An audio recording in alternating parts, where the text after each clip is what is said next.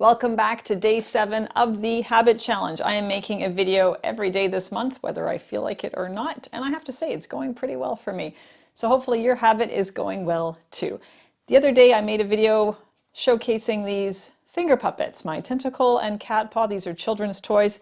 I got some good reception for that video, so apparently people really like puppet shows, so I think I'll bring these guys out more often, glad to accommodate. So today we're going to talk about an activity that you can do that will help you identify why you're struggling with making a change in your life, and it will help you finally make that change. So you're going to answer some questions. If you want to, you can pull out a piece of paper and answer these questions as we go along, okay? So, but first of all, what is the thing that you want to change in your life? What change do you want to make? Write this down on your piece of paper. The example I'm going to use throughout this exercise is wanting to get more sleep. So someone wants to get more sleep, they want to go to bed earlier so they get enough sleep at night. Okay, so question number 1, what is good about not changing? What are the benefits of not making this change in your life? What are the benefits of staying the same? So the way things are now, how is that going for you? Because you're doing things this way for a reason. There's some value in it for you, otherwise you wouldn't be doing it this way. So whatever it is, write it down now. So the example of this person who wants to get more sleep, who wants to go to bed earlier, or is trying to but hasn't been able to make that change, what's good about not changing? Well, maybe the evening is the only time they have for themselves, or the only time they have with their partner. They kick back, they watch some TV, read a good book. Maybe they have a baby in the house and it's the only time they have for quiet. It takes a long time to get the baby to bed, and then they can finally have some peace and quiet, right? And so just some chill time where they're not needed, because taking care of a baby, it's a demanding activity, of course. Anyone who has kids knows this. And so finally, they can kick back and they're reluctant to go to bed because they don't want to give up that precious time.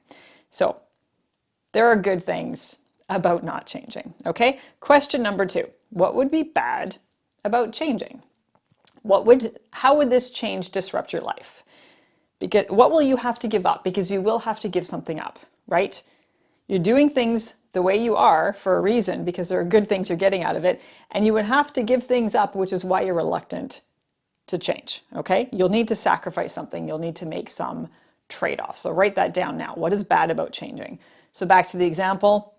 Let's say the person, is thinking about going to bed earlier, but then, of course, they're going to have to give up that time for themselves. They're going to have to give up that time with their partner, that time to watch TV, read a book, maybe catch up on work or whatever it is they do in the evening.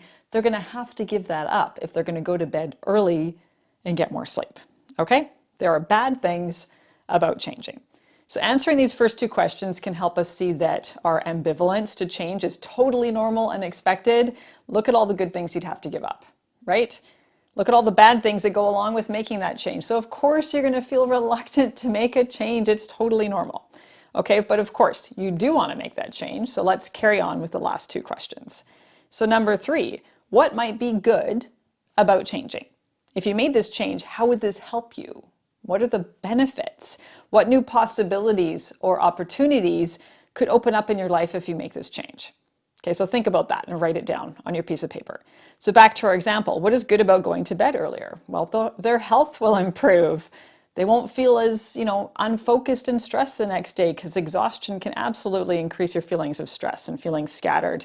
Their ability to manage stress will improve. Their energy level will go up, right? Their body composition might even improve because, not getting enough sleep has been linked to an increase in appetite, like eating more junk food, snacking more, and also a tendency to store more fat and even to lose muscle. So their body composition might get better if they get enough sleep every night. So these are some examples. So there are good things about changing. Okay, and number 4, what might be bad about not changing? If you don't make this change, what bad things could happen? If you carry on the way you have been, what might your life look like in, say, 10 years or 20? What is the downside of not changing? So write it down if you're doing this activity with me. So back to our example, okay, if this person continues to stay up late every night instead of going to sleep, there will be negative consequences. Their health could decline. Their body composition might change for the worse. Their mental health might worsen. They're going to feel exhausted all the time. Their ability to manage stress might get worse. Their ability to focus, maybe their performance in their job or other activities will get worse because of exhaustion over time, right? They might show faster signs of aging. They might look and feel exhausted a lot of the time. And they might also feel disappointed in themselves for not making this change. So there are bad things about not changing. So these are 4 simple questions, but they can provide so much information. Change is difficult, right? And there are benefits to keeping things the way they are. That's why we're struggling. But there are also benefits to changing, right? So this can help us also to identify, well, okay, our reluctance to change, how can we address those in other ways? So for example, the person with the baby in the house needing time for themselves, they want to get more sleep, but they don't want to give up that time. Identifying this and answering these questions can help them realize, well, maybe what this is really about is I need time for myself.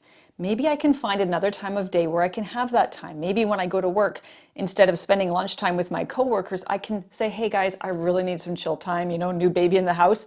And that person can take that time for themselves, right? So they get that pocket of time every day just for quiet. Or they go to bed early, but they get up like maybe 15 minutes earlier in the morning after a good night's sleep and just have like 15 minutes of chill time, right? So it can help you identify areas that need help, like the reasons that you're not changing. Okay, you still need to satisfy those things. You still have those needs. How can you address them in other ways?